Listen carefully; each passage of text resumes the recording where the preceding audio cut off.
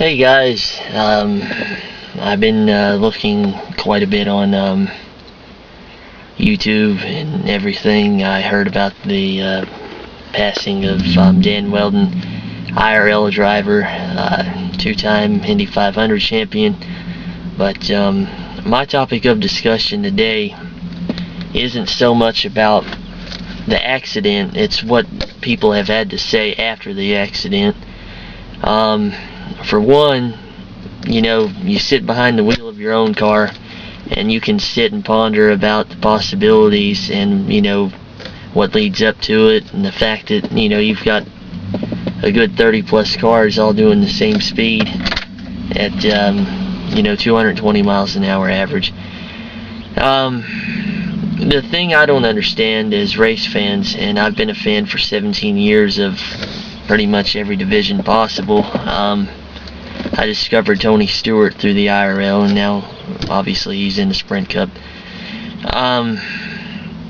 One thing that just really grinds my gears, and the thing that I don't understand as a human being, people out there claim that they're a race fan, but yet Charlotte Motor Speedway was a prime example. Jimmy Johnson overcorrects his car, hits the wall head on, and the fans are cheering. Well, the thing of that is, if you're just going to see a wreck, you don't deserve a ticket, because it may not look as bad on television or in the stands, but the only cheering you should be doing is when they get out of their car.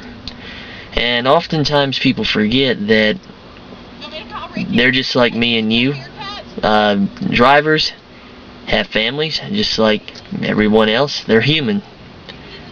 Just because they're behind a 1,800 or 3,400 pound race car, it doesn't make them invincible. It doesn't make them superhuman. They're professional for a reason. I mean, it's not like some just random guy off the street or a civilian could go out there and be like, oh yeah, I've got what it takes. I drive a street car that does 150, so I can go out there and do 220. It doesn't work that way. And people were ripping on Jimmy Johnson, saying that the IndyCar, he made a statement saying that the Indy cars should not race on ovals, and people were disagreeing with him. First off, he's a driver. He may not be in the IRL. He may have not ever been in the IRL, but still, I think he would have an idea as to common knowledge and everything. Now, granted, there is a huge weight discrepancy between the two cars, but my main thing is right now is I don't understand how people can live with themselves. Watching that video, and I did on the news, and I figured, well, if the news is going to show it, I may as well see the whole thing. And there's nothing you can do in that situation. And one thing about it, somebody asked me, they said, what would you have thought if somebody in the Sprint Cup Series would have wrecked that way? Would they still be alive today? My answer was, I don't know, because the IRL does not have a closed cockpit. Sprint Cup does, but at the same time, they're two different cars, and ultimately, it's not in my hands. It's an inevitable part of the sport. I'm not going to say one way or the other that it could or could not have been avoided. I don't know. I don't build race cars, but for fans to sit there and say that they done that because they needed ratings or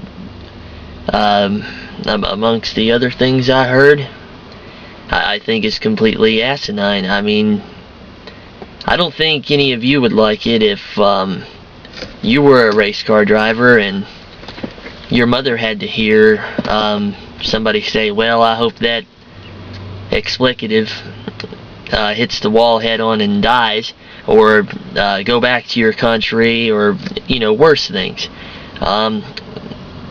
In Charlotte back in 2010, I was at the Coke 600, and I heard some really not so pleasant things about Juan Pablo Montoya. I don't care where he's from. If he's earned his right to be in the Sprint Cup Series, let him drive. That's my theory. I mean, if he's just not taking up the field, let him drive. He's earned the right to be there. But that's my take on the whole situation. And really, if you think about it, I don't know if any of you saw the Willpower onboard camera. That man was touched by an angel, and there, J.R. Hildebrand, him too. I don't see how they're alive. I really don't. But, you know, and then there was Pippa Mann involved in that too. I believe she had to have surgery. So, you know, as a race fan, the only cheering you should be doing is when they get out of the race car. I don't care if you're not a fan of them or not. That's the thing. I'm not a fan of Jeff Gordon, but if he wrecks, I'm not going to cheer and clap my hands.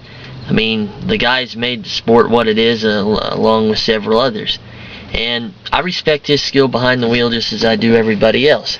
I don't care who it is. I'm not a David Reagan fan. As a matter of fact, you know, I rip on him all the time saying, well, you know, he can't drive. But I don't go sitting in the grandstands or at my house saying, oh, well, he needs to wreck. I don't watch races to see wrecks. I watch races to see a fantastic finish and everybody come home the same way they entered their race car. And to see their respected families. You know, they've got kids. A lot of them do. A lot of them are married. And it's a very demanding sport. I mean, it doesn't matter what series you're in. So,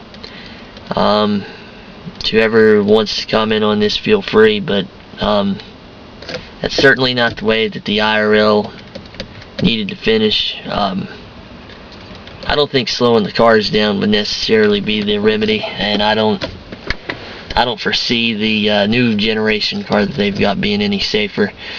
I don't see how something that small, you know, could be considered safe under any circumstance.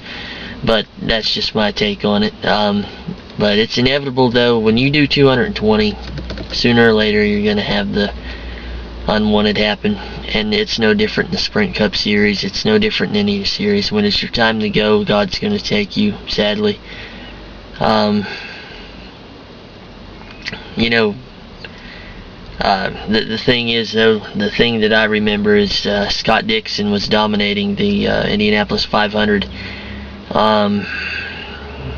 And I was at Charlotte Motor Speedway while that race was on, and my brother and I were watching it. And then I'll never forget, with the 1 lap to go incident, J.R. Hildebrand makes a mistake. And now I can only think about the fact that Dan Wheldon won that race. It will no longer be me thinking, oh, well, he, you know, J.R. Hildebrand. I won't think about him anymore when I see that. So it's a great memory for me, and it's a shame to see that end. But as a race fan, don't wish on a driver to wreck, because they could do that and then some. And Sunday was a prime example of why you don't cheer for anybody to wreck. You wait until you see if everyone's alright. And I'm a safety first type of guy, and I don't care who you are. I just don't think it's right. And I hope that one day some of you who have made negative comments about that crash will grow up, be a man, and show some respect and dignity, not only for the sport but mainly yourself, because I don't think you'd like it if somebody laughed if you died or was at your funeral or something. You know. But anyway, with that said, that's pretty much all I have to say about it for the time being now. I'm not going to stoop to your level and cuss as I normally would. I'm just going to say it like I say it. I mean, that's how it is. I mean,